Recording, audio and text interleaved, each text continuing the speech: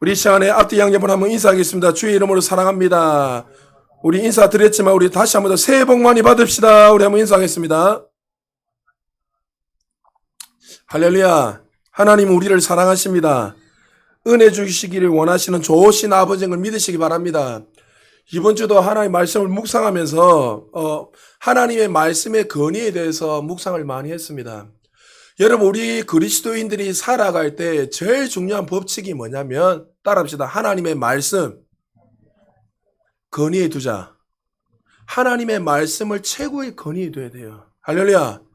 여러분, 법에 보면은 뭐 상위법, 하위법 여러 가지 많이 있지만 하위법이 상위법 안에 복종하게 되어 있어요. 그래서 고등법, 대법 여러 가지 많은 것들이 있지만은 우리 인생 속에서 여러분에게도 내 나름대로 율법을 가지고 있고 법을 가지고 있고 생각을 가지고 있고 어떤 합리적인 이성적인 생각을 많이 가지고 경험이 있지만 그리스도인들이 살아갈 때에 가장 최고의 건의에 둬야 될 게 뭐냐면 따라합시다. 하나님의 말씀. 할렐루야. 그래서 그 말씀 앞에 우리는 날마다 순종하고 그 말씀 앞에 내 이성과 논리로 이해가 되지 않다 할지라도 하나님의 말씀하시면 그 말씀 앞에 믿음으로 걸어가게 되면 반드시 하나님이 말씀하신 그 역사들이 우리의 삶에 나타난다는 거죠. 그러나 반대로 우리가 그 말씀의 법 위에 최고의 그 법 위에 말씀을 두지 않고 내 생각, 내 논리로 내 어떤 여러 가지 모든 어떤 가집으로 걸어가게 된다면 그의 삶 속에 끊임없이 문제들이 일어난다는 거죠. 그래서 여러분들이 조금씩 묵상해 보면 내 삶이 왜 풀어지지 않을까? 왜 내 삶에 자꾸만 어려움이 있고 정말 내 삶에 여러 가지 산 넘어 사는 것처럼 이런 여러 가지 많은 어려움이 있을까? 그것을 여러분 묵상해 보면 반드시 하나님께서 허락하시는 그런 어려움도 있겠지만 대다수가 보면 하나님 말씀 앞에 순종하지 않기 때문에 나오는 거죠. 우리 자녀들 잘 들으세요. 여러분들이 어릴 때부터 하나님을 갈망하고 하나님을 사랑하고 하나님 말씀을 절대적으로 믿고 나아가게 되면 여러분 반드시 누구보다도 더 뛰어난 사람으로 쓰임받게 되는 거예요. 할렐루야. 지금 점점 AI 때문에 직업들이 여러 가지 계속 줄어듭니다. 어제도 우리 그 은행에 있는 형님하고 만나 이런저런 이야기하다가 은행 쪽에는 더 피부로 와닿기 때문에 이런저런 이야기하다가 그 은행도 이제 몇 년 사이에 한 1000명의 사람들을 줄여야 된다는 거예요. 왜 1000명을 줄이냐면 이제 AI나 많은 사람들이 이렇게 하지 않도록 자동화로 만들어놨기 때문에 사람이 그만큼 필요 없다는 거예요. 시대가 지나면 지날수록 이제 점점 더 우리의 직업들이 줄어들게 될 것이고 또 더 많은 것도 창조될 것인데 그러나 중요한 것은 우리가 시대에 발맞춰다 보면 낙심할 때가 많이 있단 말이죠. 그러나 여러분이 기억해야 될 것은 시대가 변하고 여러분의 많은 세월이 흘러도 변하지 않는 것이 하나가 있는데 그것이 뭐냐면 하나님의 진리의 말씀이란 거예요. 할렐루야. 그래서 이 말씀을 여러분들이 항상 붙들고 살아가게 되면 하나님 창조적인 은혜를 부어주셔서 여러분들이 승리할 수 있도록 은혜 주시는 거예요. 계속 이어서 여러분 출애굽기를 가지고 모세 중심으로 말씀을 전하고 있는데 오늘은 출애굽기 5장 1절에서 11절의 말씀을 가지고 당신이 믿고 있는 하나님은 누구신가 라는 제목을 가지고 말씀을 좀 전가하려고 합니다. 우리 교회가 대한예수교 장로회 합동 개혁교단인데 이 교회 개혁교단에 중요한 인물이 있다면 많은 인물들이 있지만 그 중에 가장 중요한 인물이 하나 있다면 칼빈이 될 것입니다. 존 칼빈. 이 존 칼빈이 그가 정말 역사적으로 가장 탁월한 책을 한 권 냈는데 그가 약간 26살에 글을 내서 적어서 27살에 초판이 나왔는데 기독교 강요란 책입니다. 그래서 여러분들 이 기독교 강요란 책은 꼭 읽어봐야 되는데 그가 그 당시에 가톨릭의 이 반박문, 가톨릭이 여러분 얼마나 잘못된 교리가 있습니까? 면죄부. 너희들이 돈만 가져와서 누구든지 죄악 가운데 있고 너희 부모가 지옥에 있다 할지라도 그 교황 앞에 사자 앞에 와서 교부 앞에 와가지고 돈을 드리면 그 모든 지옥에 있는 사람들 또 너희들의 죄들이 사함을 받을 수 있다. 돈을 헌금하면. 그렇게 해서 가톨릭이 어마어마한 부를 누렸단 말이죠.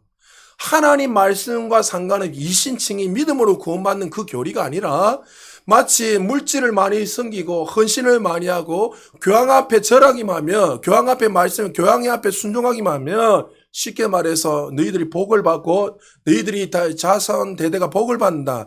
이 잘못된 교리를 보면서 이 수많은 종교개혁자, 특별히 존 칼빈이 책을 냈는데 바로 기독교 강요입니다. 그래서 이 기독교 강요의 가장 중요한 핵심이 뭐냐면 하나님의 이 진리의 말씀을 올바르게 배워야 된다라는 그 중심적으로 목적을 가지고 했는데 그 첫 번째 서문의 글자를 막 목적을 설명해 나오고 제일 첫 번째 원리를 뭐라 적었냐면 하나님을 아는 지식. 이 땅에 살아갈 때 그리스도인들이 가장 먼저 알아야 될 것이 뭐라고요? 하나님이 누구신가? 하나님이 창조주 하나님이 어떤 분인가 알게 될 때에 두 번째가 이 장이 뭐냐면 사람이 아는 지식. 사람이 어떻게 살아야 되는가? 하나님을 알아야 창조주 하나님을 알아야 하나님의 백성들 사람들은 어떻게 살 수 있느냐는 것에 대해서 그가 교리적으로 설명했다는 거예요. 다시 말해서 이 땅에 살아갈 때 인간들이 가장 중요한 교리가 있고 원리가 있는 것이 뭐냐면 하나님을 알아야 된다는 거예요. 여러분을 만드신 하나님, 또 우리를 만드신 창조주 하나님이 누군지 분명히 알아야지 인간이 인간답게 살아갈 수 있다는 거예요. 반대로 하나님이 어떤 분인가 모르면, 여러분의 부르신 하나님 모르면 마치 우리 인간이 유리방황하며 망나니처럼 정말 용서하십시오. 개되지만도 못한 인생처럼 자기가 주인 위해서 마음껏 살아가서 끝내는 패망의 길로 죽음의 길로 간다는 거죠. 그래서 하나님을 아는 지식이 가장 중요한 거예요. 여러분, 다음 세대도 마찬가지입니다. 아이들이, 여러분 잘 들으십시오. 아이들이 부모님한테 아버지, 어머니, 하나님이 누구세요? 이렇게 질문했을 때 여러분들은 자녀들한테 분명하게 하나님이 어떤 분이라는 것을 대답할 수 있어야 돼요. 할렐루야. 대답하지 못한다면 문제가 있는 거예요. 다음 세대 아이들을 가르칠 때 제일 중요한 게 왜 본인이 확신이 없으니까 내가 그냥 지식적으로 알고 있는 그 하나님을 가르치다 보니까 아이들도 그렇게 살아가는 거예요. 내가 정말 하나님이 어떤 분인가 만났다면 하나님 나의 창조주요 구원주요 나의 아버지 되시고 주인 되시고 내 생명까지도 버리면서까지 승모하고 사랑해야 될 그 아버지를 정말 인격적으로 만났다면 자녀들에게 당당히 전할 수 있죠. 그러나 그렇지 못한다면 그냥 두리뭉실하게 이해하다 망한다는 거죠. 그래서 칼빈도 제일 중요한 교리가 첫 번째가 하나님을 아는 지식이다. 그것을 알아야지 인간다운 삶을 살아갈 수 있다고 이야기합니다. 예수님도 요한복음 17장 3절에 보면 이렇게 말씀하고 있습니다. 우리 같이 한번 읽어볼까요? 시작. 예수 그리스도를 아는 것입니다. 영생은 곧 유일하신 참 하나님과 그가 보내신 자 예수 그리스도를 아는 것이다. 할렐루야. 예수님도 너희들이 영생을 받는 것, 다시 말해서 영생을 누릴 수 있는 것은 하나님이 누구신지 알아야 된다는 것을 설명하고 말씀하고 있다는 거죠. 사랑하는 여러분, 하나님이 누구신지 분명하게 알고 그 주신 은혜를 날마다 누리며 살아갈 수 있는 저와 여러분 되시기를 주의 이름으로 축복합니다. 오늘 본문은 하나님의 사명을 받은 모세가 드디어 이제 본격적으로 출애굽하기 위해서 이 바로왕, 그 이스라엘의 대제국을 그 당시에 대제국을 이뤘던 이 이집트의 이 파라오, 이 바라왕 앞에 서서 사명을 감당하는 장면이 나옵니다.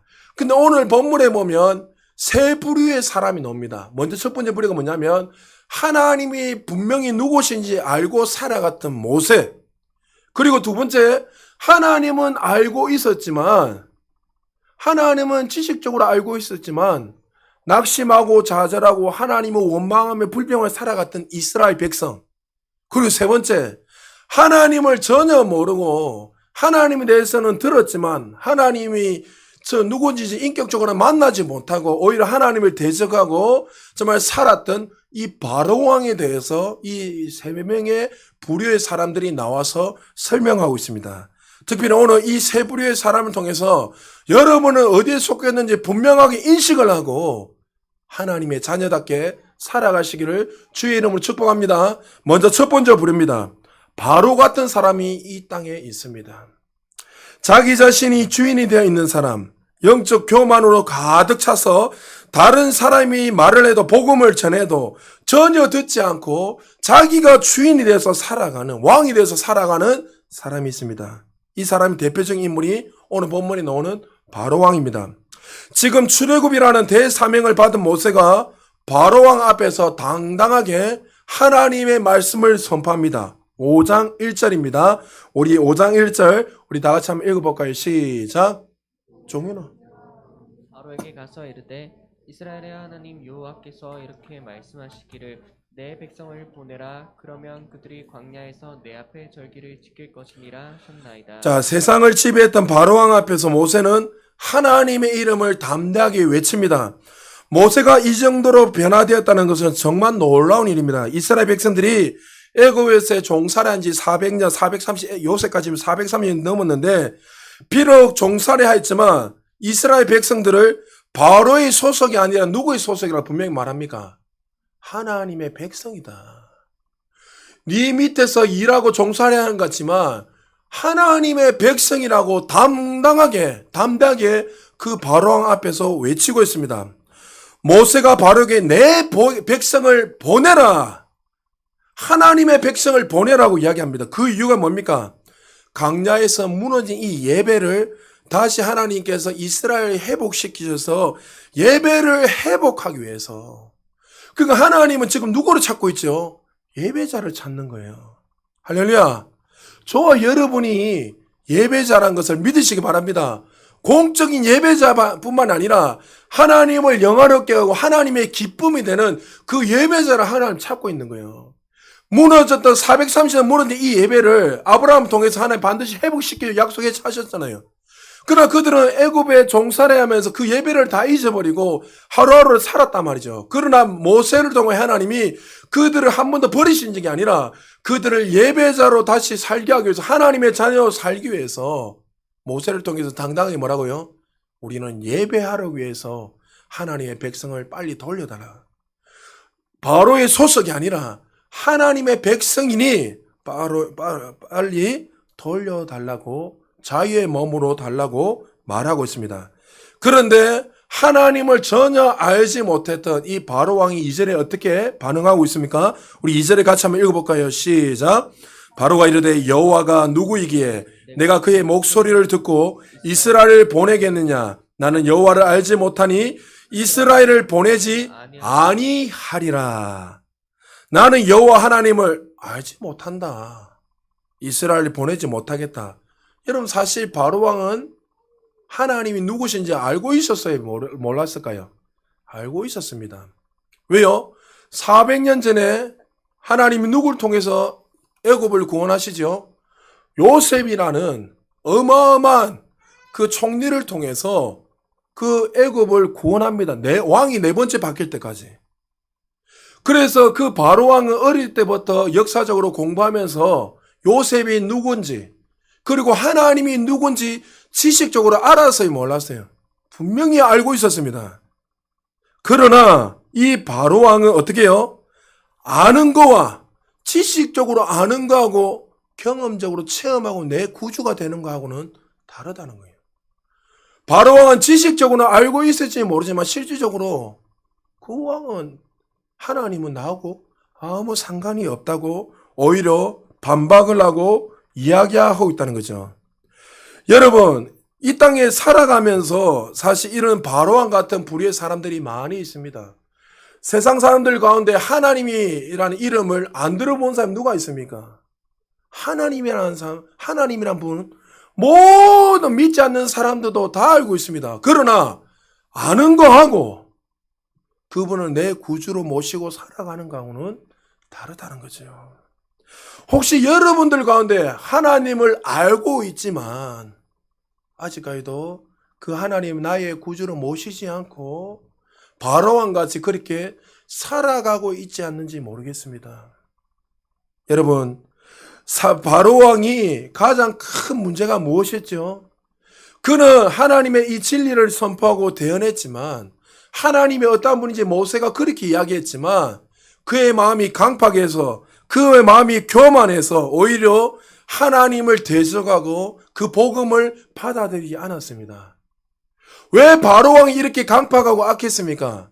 사실 그 마음에 누가 사로잡고 있죠?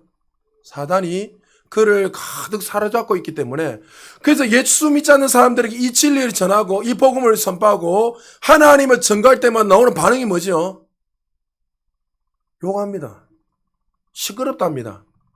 지금 제가 살아가면서 이렇게 하나님의 이름이 땅바닥에 떨어져 본 적이 없어요. 교회가 이렇게 땅바닥에 떨어져 본 적이 없단 말이죠. 그러나 근본적으로 그들이 우리를 미워하는 것이 아니라 우리가 믿고 있는 하나님을 싫어하고 원망합니다. 그런데 왜 그렇지요? 그들 안에 사단이 사로잡고 있기 때문에 그런 거예요. 그래서 고린도후서 4장 4절에 보면 그 중에 이 세상의 신이 믿지 않는 자들의 마음을 혼미하게 하여 그리스도의 영광의 복음의 강체가 비치지 못하게 하니라. 그래서 여러분, 하나님을 모르되 일어난 첫 번째 반응이 바로 바로의 반응에 잘 나타나는 거예요. 하나님 백성을 보내라고 말하지만 하나님의 말씀을 받아들이지 않고 오히려 전면을 어떻게 해요? 도전하고 대적한다는 거죠. 그리고 출애굽기 5장 4절에 보니까 바로가 이 대적하면서 이렇게 반응합니다. 5장 4절입니다. 같이 한번 읽어볼까요? 시작. 애굽 왕이 그들에게 이르되 모세와 아론아 너희가 어찌하여 백성의 노역을 시게 하려느냐 가서 너희의 노역을 이라하라. 하나님을 전혀 몰랐던 바로왕은 오히려 하나님을 대적하고 이스라엘 백성들을 더 어떻게 해요? 노역을 더 가중시켜버립니다. 하나님을 모르는 사람들의 모든 관심은 자기 중심적입니다. 자기 중심적으로 생각을 하고, 하나님의 백성이지만 하나님이 말씀하시지만 그 말씀에 상관없이 나에게 이익이 있는가 유익이 있나 없나 그걸 가지고 판단하고 합니다. 자, 지금 바로왕이 모세를 통해 하나님의 말씀을 대언하지만 뭐라고 하죠? 진짜 왕이 누구냐 하면서 오히려 대적합니다. 네가 이렇게 말하지만 지금 이 이스라엘을 구원할 수도 있고 살릴 수도 있고 죽일 수 있는 건 누구란 거예요? 내지 하나님이 아니라면서 오히려 노역을 더 많이 가중시켜버립니다. 여러분, 피라미드, 스핑크스 다 누가 지었죠? 이스라엘 백성들이 지은 거예요. 여러분들, 그 노역을 하면서 그 고생하면서 그 수많은 그런 여러분 전무무한 어마어마한 그 성들을, 그 피라미드나 수많은 것들을 다 이스라엘 백성들이 노역하면 다 지은 거예요. 그 몇 톤 가로 세로 그 몇 톤이나 돼요? 몇 톤? 10톤인가 그렇게 이야기해요. 그 하나가 피라미드 그 하나가 짓는데 그 벽돌 하나가 10톤이요, 10톤. 그러니까 그들이 얼마나 고생하면서 지은 거예요. 그러니까 지금 바로가 하나님을 오히려 대적하면서 하나님의 백성을 조롱하고 원망합니다. 오늘날 많은 사람들이 하나님의 백성들을 보면서 조롱하고 비난합니다. 코로나 팬데믹 때문에 우리가 예배 드리는 모습을 보면서 대다수 믿지 않는 사람들이 어떻게 하죠? 비난합니다. 아니, 꼭 그렇게 예배를 드려야 되나? 너무 지나치네. 무슨 생명을 걸고 그런 식으로 예배드리나? 왜 우리에게 피해를 주느냐? 왜 우리에게 이런 일을 일으키냐? 이런저런 이야기를 많이 합니다. 예배 드리는 모습을 보면서 정말 이 시국에 정말 이렇게 하는 것이 맞느냐 합니다. 그리스도 교회에 다니는 사람들조차도 그렇게 이야기합니다. 왜 그렇죠? 자신의 이익을 위해서 하나님의 사람들을 비난합니다. 세상 사람들은. 그들이 볼 때 하나님께 예배하고 경배하는 것이 낭비라고 생각합니다. 그래서 바로왕처럼 이렇게 말합니다. 너희 일이나 열심히 하라. 여러분, 쓸데없는 일이라고 세상 사람들이 그렇게 말합니다. 지금 이스라엘 백성들이 하나님께 예배하러 간다고 바로에게 말할 때에 바로왕의 생각은 뭐예요? 노역을 좀 덜기 위해서 그들이 장기를 부리고 있다고 생각하고 오히려 더 무거운 노역을 시키고 있다는 거죠. 5장 7절에 바로가 더 가중합니다. 이렇게 말합니다. 같이 한번 읽어볼까요? 너희는 백성에게 다시는 벽돌에 쓸 집을 전과 같이 주지 말고 그들이 가서 스스로 집을 죽게 하라. 고통을 더 가중시키면서 바로왕이 뭐라고요? 나는 하나님을 두려워하지 않는다. 자기 자신이 신이 되고 자기 자신이 왕이 되는 사람들 반응이 이렇게 해요. 복음을 전하든지 진리를 선포할 때마다 항상 하나님을 대적하고 바로 내가 모든 것을 할 수 있다 하면서 오히려 하나님의 사람들에게 더 많은 것들을 가중시키고 너희들을 살릴 수도 있고 죽일 수 있는 것이 하나님이 아니라 나라는 것을 그들에게 선포합니다. 여러분, 예수 믿지 않는 부모님들 보십시오. 자녀들이 교회 다닌다면 어떻게 합니까? 더 가중시킵니다. 너희들 하면서 더 공부를 가중시키고 아니면 다양하게 많은 것들을 해서 예배를 방해하고 예배를 못 드리게 해요. 여러분, 늘 부탁드리지만 우리 부모님들 아이들을 망하지 않는 길로 인도하기를 주님 축복합니다. 주의를 거룩하게 지켜야죠. 예배에 목숨을 걸어야죠. 아이들을 공부하는 비명 안에서 좀 더 주일날에 여러분 주일날 예배 드리고 공부하세요. 다 드리고 온전하게 오예배가 다 드리고 할 수 있잖아요. 그런데 스케줄 어떻게 해요? 다 거꾸로 중심을 만들어놔요. 아이들 중심으로. 여러분 처음에는 그게 승리하는 것 같지만 끝내는 망해요. 왜요? 모래 위에 집을 짓는 사람 어떻게 해요? 망합니다.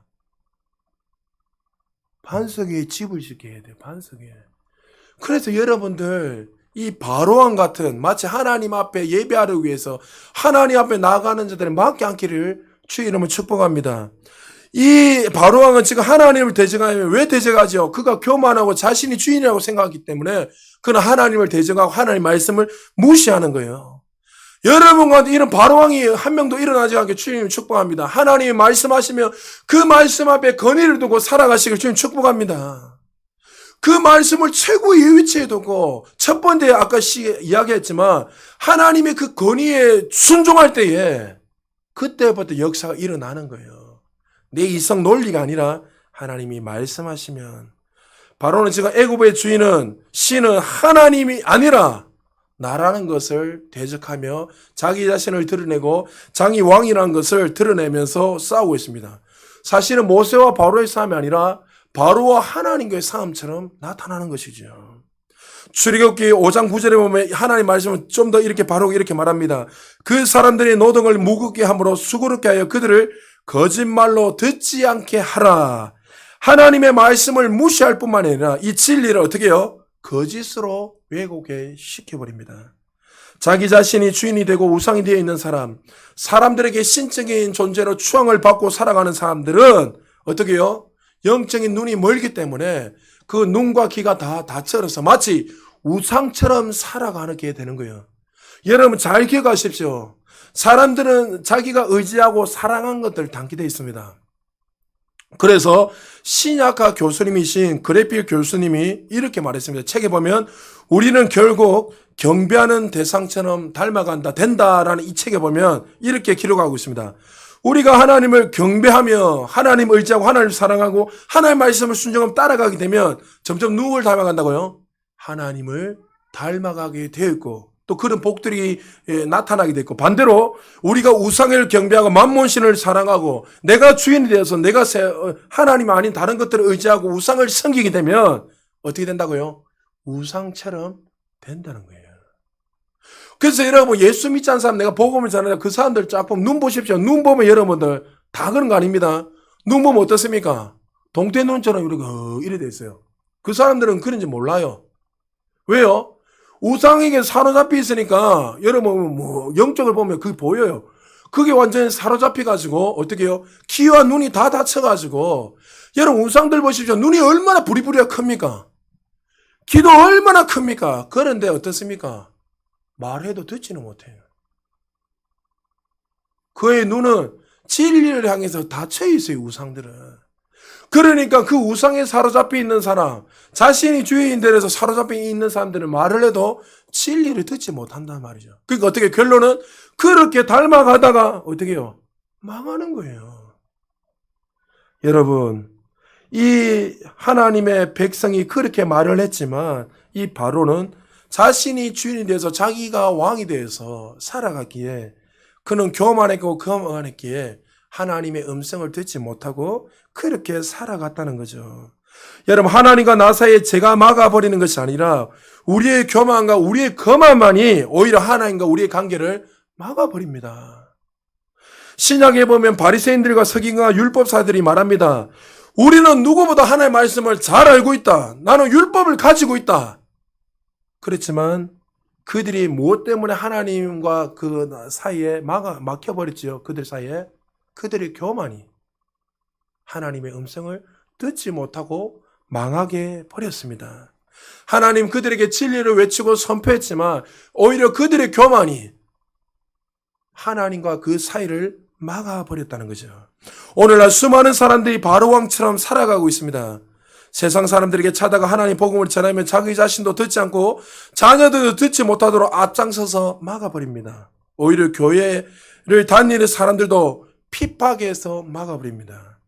아직까지도 하나님이 누구신지 모르기 때문에 그렇습니다. 사랑하는 여러분, 정말 이 하나님 앞에서 내 자신을 다시 한번 점검해 보십시오.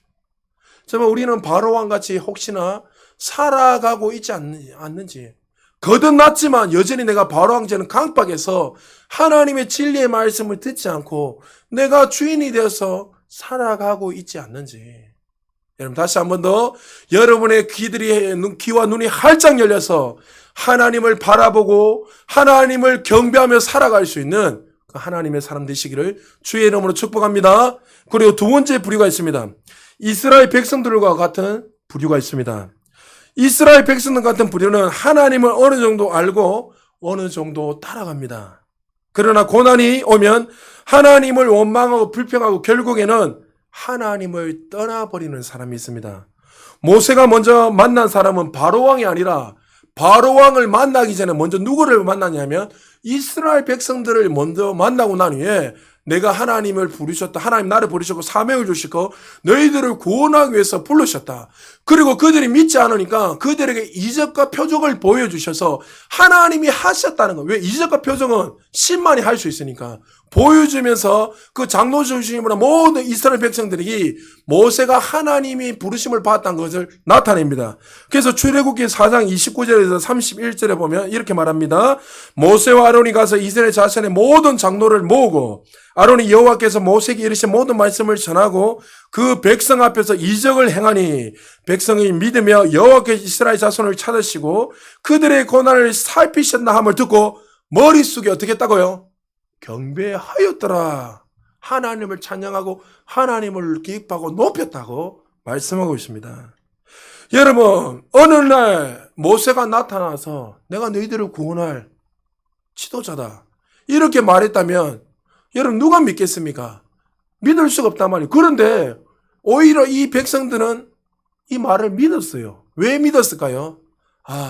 그들이 애굽에 430년 동안 이 노예 생활은 얼마나 힘들겠습니까? 힘드는데 거기서 자유함을 얻을 수 있다고 생각하니까 얼마나 기쁘고 즐거웠겠습니까? 그래서 그들은 모세의 말을 따르고 순종하고 기뻐했습니다. 그런데 이제 모세가 그 당시에 최고의 왕이 권력자였던 왕이고 정말 신이었던 그 바로 앞에 왕의 앞에서 담대하게 나가서 우리를 구원하겠다고 외치게 생각하니 얼마나 기쁘겠습니까? 자, 모세가 가서 바로왕 이야기합니다. 하나님의 백성을 우리가 데려가겠다 예배하기 위해서. 그런데 어떤 일이 일어났죠? 자기들에게 돌아온 것은 오히려 일이 더 가중되고 더 많은 노역들이 일어나게 됐습니다. 그들이 기대했던 것과 전혀 다른 결과가 일어났습니다. 모세가 와서 희망 고문해 거예요. 너희들은 반드시 될 것이다. 자유케 되고 구원을 받을 것이다. 이런 희망 고문만 하다가 오히려 노역이 더 가중되고 더 힘들게 되는 그 문제를 보면서 그들은 어떻게 해요? 오히려 하나님을 찬양한 것이 아니라 그걸 때문에 낙심하고 불평하고 모세와 하나님을 원망하기 시작했습니다. 여러분, 이런 어려움이 있었을 때 이스라엘 백성들의 가장 큰 문제가 뭐였을까요? 하나님이 누구신지 조금만 알았다면, 그리고 하나님의 백성, 하나님의 자녀들의 이 정체성을 분명히 알았다면, 영적인 눈이 열리고 귀가 열려서 하나님이 어떤 분인가 분명히 알았다면 그들은 낙심하지 않고 하나님이 그들을 구원하신 그 역사를 알았다면 그들은 실망하지 않았을 것입니다. 그런데 그들은 어떻게 해요? 이 어려운 문제가 닥쳤을 때에 누구에 찾아간 것이 가장 큰 문제입니까? 하나님 앞에 엎드려 기도한 것이 아니라 지도자 중심으로 하나님 우리를 긍휼히 여겨 주옵소서, 우리를 불쌍히 여기져 엎드린 것이 아니라 누구에 나갔죠? 바로왕을 찾아간 것이 가장 큰 문제입니다. 이 엄청난 문제 앞에서 하나님 앞에 엎드려 기도해야 되는데 오히려 그들은 바로왕 앞에 엎드려서 바로왕이여 우리의 노역을 좀 가중시킨 걸 좀 없애달라고. 자, 출애굽기 5장 15절에 이렇게 말씀하고 있습니다. 우리 같이 한번 읽어볼까요? 시작. 이스라엘 자손의 기록원들이 가서 바로에게 호소하여 이르되 왕은 어찌하여 당신의 종들에게 이같이 하시나이까. 그들의 가장 큰 문제는 하나님 누구신지 모르고 설령 이 문제가 있어도 하나님 바라본 것이 아니라 세상 앞에 무릎을 꿇고 나아갔다는 거예요. 하나님의 사람들의 가장 큰 문제가 이거예요. 어떤 문제가 일어날 때마다 세상에 발맞추고 세상에 무릎 꿇는 거예요. 자, 바로왕을 만나고 난 후에 모세를 만납니다. 그리고 그들이 이렇게 말합니다. 5장 20절에서 21절 이렇게 말합니다. 같이 읽어볼까요? 시작. 그들이 바로를 떠나 나올 때에 모세와 아론이 길에 서 있는 것을 보고 그들에게 이르되 너희가 우리를 바로의 눈과 그의 신하의 눈에 미운 것이 되게 하고 그들의 손에 칼을 주어 우리를 죽이게 하는도다. 여호와는 너희를 살피시고 판단하시기를 원하노라. 자, 지금 이스라엘 백성들 누굴 원망하죠? 천지를 창조하신 하나님을 바라보지 않고 그 문제 앞에서 무릎을 꿇고 낙심하고 원망을 하고 있더란 거죠. 지도자들이 이 어려운 문제가 생길 때, 어려움이 생길 때 하나님 앞에 무릎을 꿇고 기도해야 되는데 그 어려운 문제를 봉착했을 때 오히려 그것 때문에 내가 원하는 데 되지 않는다고 원망하고 불평하며 나가더란 거죠. 여러분, 이스라엘 백성처럼 반응하며 살아가는 그리스도인들이 얼마나 많습니까? 자신이 꿈꾸고 자신이 원하는 대로 되면 정말 너무나 기뻐서 하나님 나에게 구원해 주셨다. 하나님 나를 십자가를 위해서 나를 살리셨다. 너무나 기뻐하고 행복합니다. 자녀들이 정말 잘 되고 부모님들이 정말 모든 사업들이 잘 되고 내가 원하는 대로 원하는 대로 순탄하게 모든 것이 잘 될 때마다 너무나 기뻐하고 하나님을 찬양하고 하나님을 높입니다.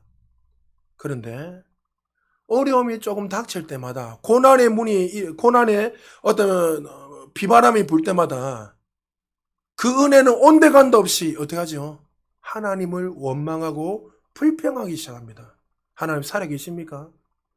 하나님이 생명을 우리에게 허락해 주시는데 불구하고 하나님 정말 살아계십니까? 왜 우리에게 많은 사람들이 왜 이런 어려움을 주십니까? 불평하고 원망합니다. 그래서 내가 생각한 대로 길이 열리지 않으면 문제가 해결되지 않으면 그때 불평하고 원망하고 교회에 사랑이 식었네. 성도들이 사랑이 식었네. 또 누군가 사랑이 식었네. 왜 이런 문제가 일어나 하면서 오히려 어떻게 합니까? 신앙을 잃어버리고 하나님을 떠나버리는 거예요. 저는요 하나님을 떠난 사람 정말 많이 봤습니다. 장로님들 가운데 또 목회를 했던 목사님들 가운데 집사님, 검사님, 신앙생활 40년, 50년을 그렇게 누구보다 열심히 하고 하나님을 찬양하고 그 사람들 가운데 치유도 일어나고 위로함도 받고 놀라운 축복도 경험했던 사람들이요. 근데 마치 바울과 같이 복음상에 저희들 대마처럼 세상을 향해서 떠났던 사람들이 저는 수없이 봤습니다. 왜 그렇죠? 무게중심이 하나님이 아니라 내가 주인이 되어 살아가기 때문에. 내가 무릎을 꿇어야 될 분이 하나님이 아니라 세상이기 때문에 그 원하는 대로 되지 않으면 그 앞에서 발 맞춰서 무릎 꿇고 원망하는 거예요. 여러분 어떻게 구원이 이래 갔다 저래 갔다 할 수가 있습니까? 여러분이 늘 이야기했잖아요. 담임 목사한테 제가 기대하지 말했잖아요. 저는 부족해요. 하나님이 여러분이 치유자십니다. 할렐루야. 여러분이 구원자십니다. 할렐루야. 여러분의 복의 근원 되십니다. 할렐루야. 하나님이 누구신지 알고 신앙생활에도 그때부터 풀어지는 거지. 무게중심이 하나님이 아니라 사랑과 여러분이 원하는 그 방향에 두게 되면 낙심해. 왜요? 내가 원하는 데 되지 않으면 100% 낙심합니다. 그래서 사단이 반드시 개입하는 거예요. 여러분이 자꾸 예배해라 기도해라 하는 이유는 뭐냐면 하나님의 은혜 있지 않으면요 어떤 일이 일어나는지 아세요? 사단이 반드시 그 사람에게 말을 하게 돼요. 그래서 여러분에게 지금 자꾸 예배에 집중해라 교회 나오라 하는 거는요 여러분들과 지금 심는 사람이 있기 때문에 이야기하는 거예요. 제가 여러분 안 만나도 하나님 말씀해 주세요. 죄송하지만 그러니까 여러분에게 어떨 때는 저 열심히 하세요 이렇게 말을 하는 이유는 벌써 어떤 사람은 사로잡혀서 사단이 조잘조잘거리고 있는데도 뭐가 어떻니 저떻니 뭐가 안 되니 여러분 그 전에 먼저 내가 지금 어디에 무릎을 꿇고 있는지 보세요. 하나님 앞에 내가 무릎을 꿇는가? 아니면 사람 앞에 그 사람의 말에 무릎을 꿇고 팔 맞춰 나가고 있는가? 이스라엘 백성들 하나님이 특별히 택한 받은 백성이잖아요. 얼마나 존귀한 자들입니까? 저와 여러분 하나님 택한 백성이잖아요. 할렐루야. 근데 문제가 뭐죠? 이 땅에 살아갈 때에 무릎을 꿇어야 할 때 보는 전지전능하신 하나님인데 하나님 앞에 무릎 꿇는 것이 아니라 어떤 문제가 일어날 때마다 바로 앞에 사람 앞에 무릎 꿇기 때문에 문제가 일어났다는 거죠. 여러분 가나안 땅을 인도하는 것은 하나님의 전적인 은혜입니다. 우리를 구원하시는 것도 내 힘이 아니라 하나님의 전적인 은혜입니다. 사람의 능력으로 할 수 없고 하나님의 은혜로 능력으로 할 수 있습니다. 그러나 가나안 땅에 들어가 우리가 구원을 받고 영원한 세계에 들어갈 때까지 수많은 고통과 어려움이 끊임없이 일어나요. 반드시 일어난단 말이죠. 그러나 하나님의 백성들을 성숙하게 만들어서 하나님이 원하시는 그 분량대로 자라게 해서 더 멋진 그리스도인으로 하나 기뻐하는 자로 만들기 위해서 하나님이 어떨 때 우리에게 고난을 허락한단 말이죠. 그러나 하나님 백성들 가운데 이 고난을 다 빼버리고 어떤 여러 가지 수많은 걸 다 빼버리고 그냥 그 길로 가기를 원하는 사람들이 많이 있다는 거죠. 그러면 성숙한 그리스도인이 될 수 없어요.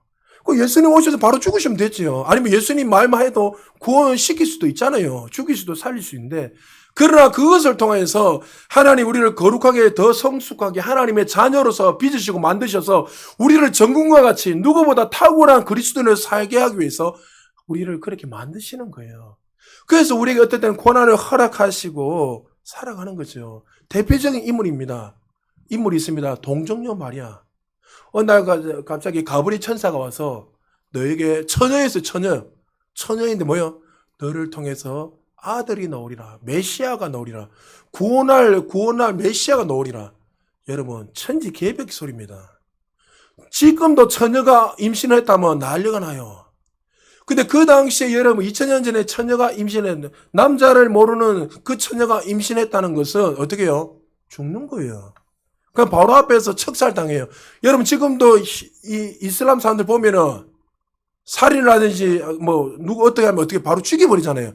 그거는 그들의 어떤 율법에 의해서 법으로 되어 있는 거예요. 죽일 수 있어요. 알라를 그만큼 여러분 율법을 강조한 시대가 2000년 전에도 그렇고 지금도 그래요. 그들에게는. 그런데 어느 날 갑자기 와서 너가 한자 아들을 잉태하리라 하니까 근데 여러분 어떤 일이 일어났죠? 자 누가복음 1장 38절에 보니까 마리아가 이렇게 고백합니다. 마리아가 이르되 주의 여종이니 말씀대로 내게 이루어지리다. 할렐루야. 하나님 말씀하셨기에 그 말씀에 순종하는 거예요. 할렐루야. 말씀의 건의에 두고 살아야 되는 거예요. 여러분 환경 속에서는 끊임없이 우리를 공격하고 넘어지게 하고 아이들이 공부를 못하고 또 어떤 삶이 풀어지지 않으니까 염려되죠 인간적으로. 그러나 하나님 뭐라고요? 염려하지 마라. 나의 돌보심을 믿어라. 마리아야 두려워하지 마라. 마리아에서 갈등이 왜 없었겠습니까? 이 말에 순종하면 어떻게 되는 거예요? 죽어요. 바로 척살당해 돌 맞아 죽는단 말이죠. 그러나 하나님이 말씀하셨기에 말씀대로 내게 이루어지기를 원해야 되는 이것이 그리스도의 살아가는 삶의 방식이에요. 할렐루야. 하나님이 말씀하시면 내 이성과 내 생각, 내 환경이 원하는 대로 되지 않다 할지라도 하나님 말씀에 최고의 권위를 두고 순종하며 살아가게 되면 하나님의 놀라운 복들이 우리에게 부어진다는 거죠. 여러분들은 지금 어느 부류에 속한 사람입니까?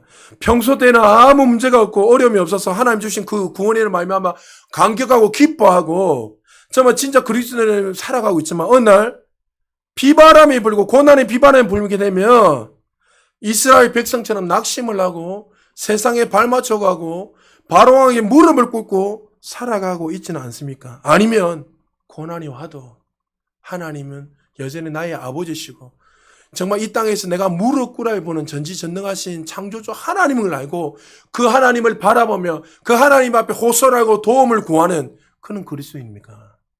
저는 여러분들이 후자가 되기를 주의를 축복합니다.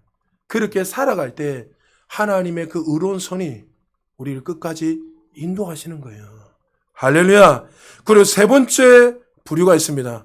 모세와 같은 하나님의 사람처럼 살아가는 부류가 있습니다. 모세는 하나님께 사명을 받았습니다.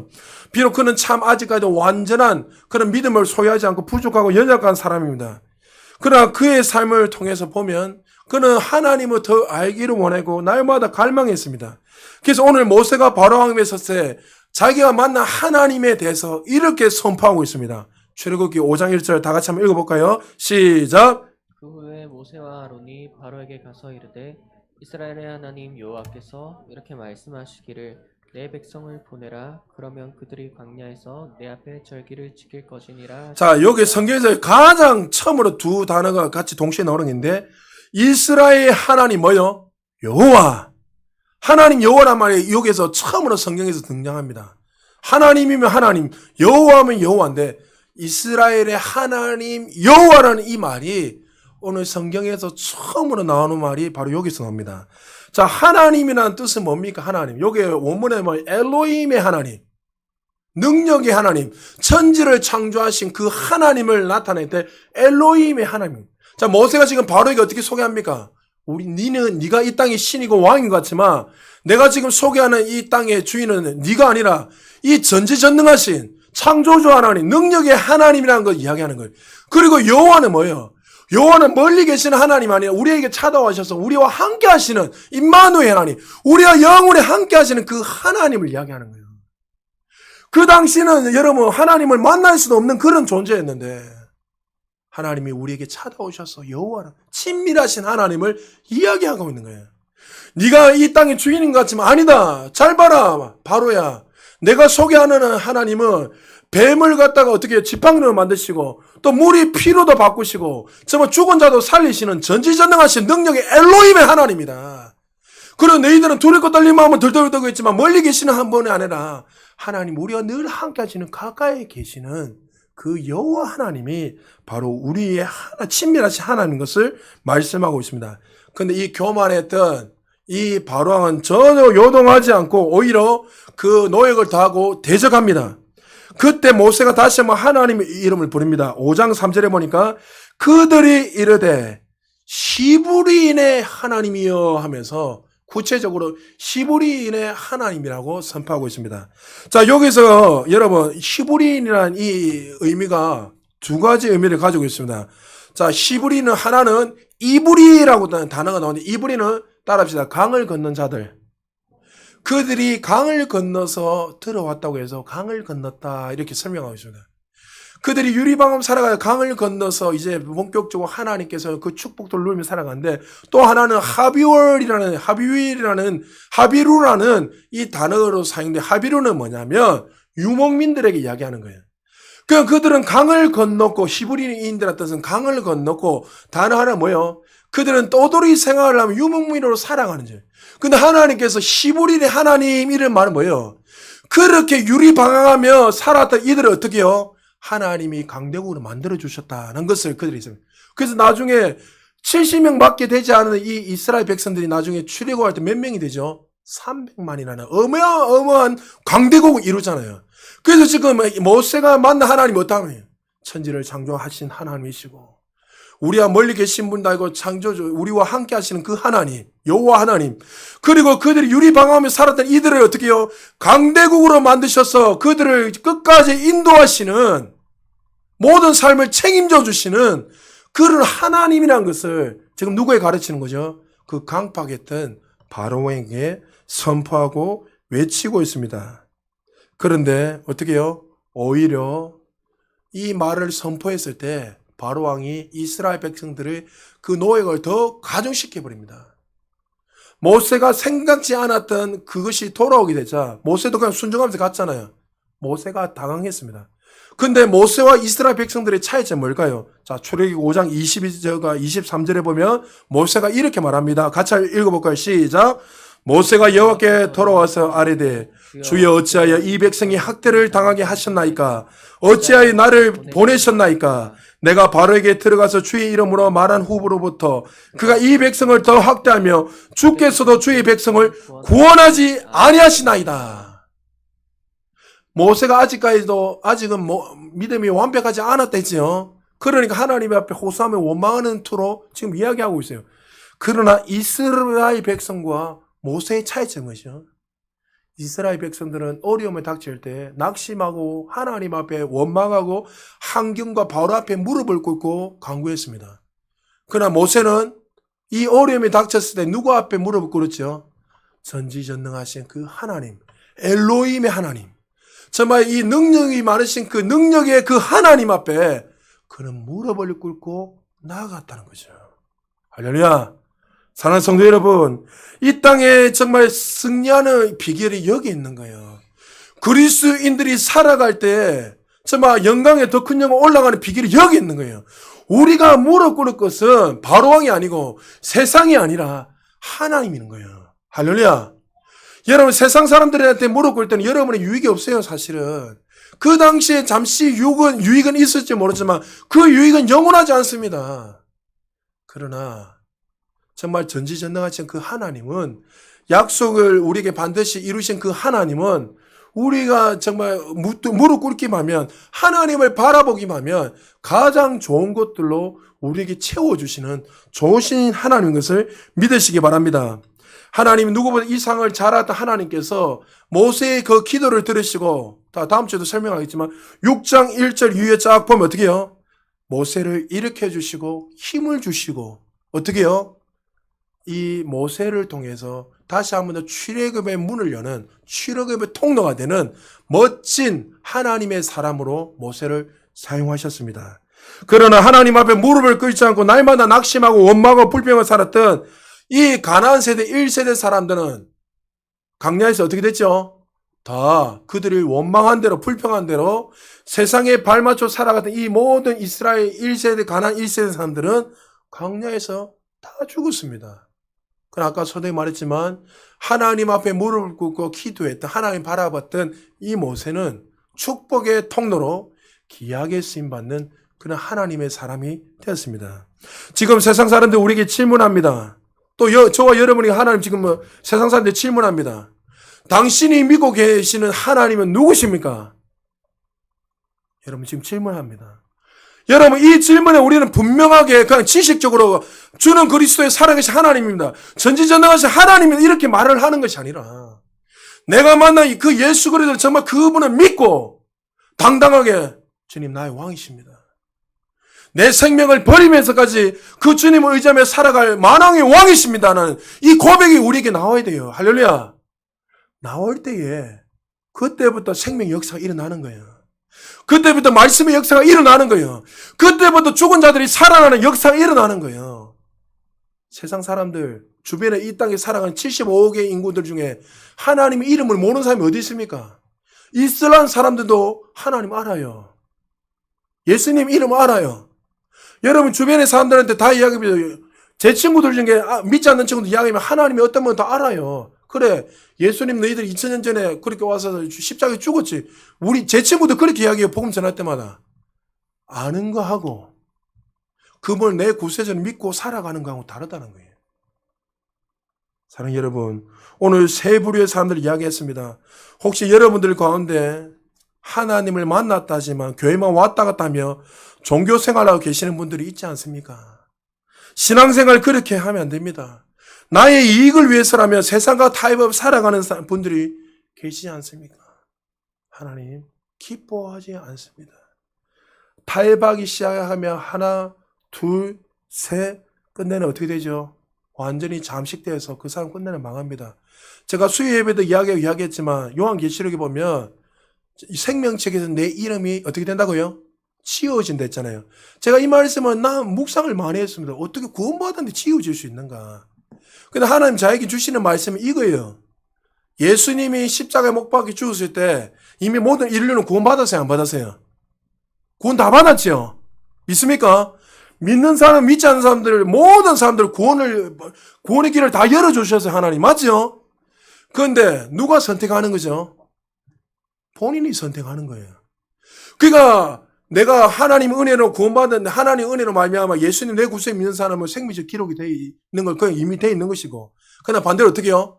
내가 주인에서 하나님을 버리고 살아가는 사람은 그 생명이 지워지는 거예요. 이게 제가 볼 때 성경적으로 더 맞는 것 같아요.